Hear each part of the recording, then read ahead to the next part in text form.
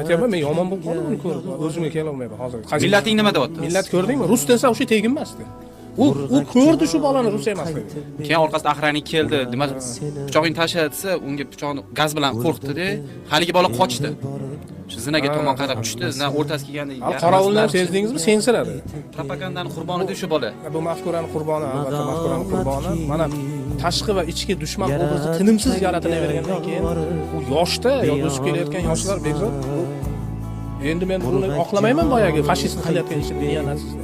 Bolada, lekin u bola nima uchun mana shunga aylanib qoldi, maxluqqa aylanib. 9 sinf bolasi. Nimaga buni ota-onasi nazorat qilmagan? Nega o'qituvchilar buni nazorat qilmagan? Chunki jamiyat bunga yo'l ochib beradi. Jamiyat bu televideniyada ko'ryapti. Bekzod bu yerda ayb bor-ku. Umuman davlat siyosati va rasmiy retorikasi. Rossiya davlatiga yana hozir ayblashlari mumkin. Yana Rossiyaga oshilayotgan. Bu yoshlar o'zida o'zi bunaqangi mana shu 9 sinf bola ekan, ko'rinishga qotillik qilgan yigit. Niya narsist. Jim Rossiya manabasi jim. Qancha o'zbek, tojik, qirg'iz, boshqa qozoq, boshqa millatlarning bolalari, farzandlari, ular endi maktabga qanday yubora oladi o'zini bolasini o'ylab ko'r. Moskvada nechta o'zbek bor? Ular farzandini endi tasavvur qilyapsiz, qanday qilib maktabga jo'natadi hozir. Har kuni qo'rqib yurak changallab turasiz. Rossiya hukumati yoki Rossiya jamoatchiligi keskin bu kayfiyatlarni o'zgartirmasa, u chuqurlashib boraveradi.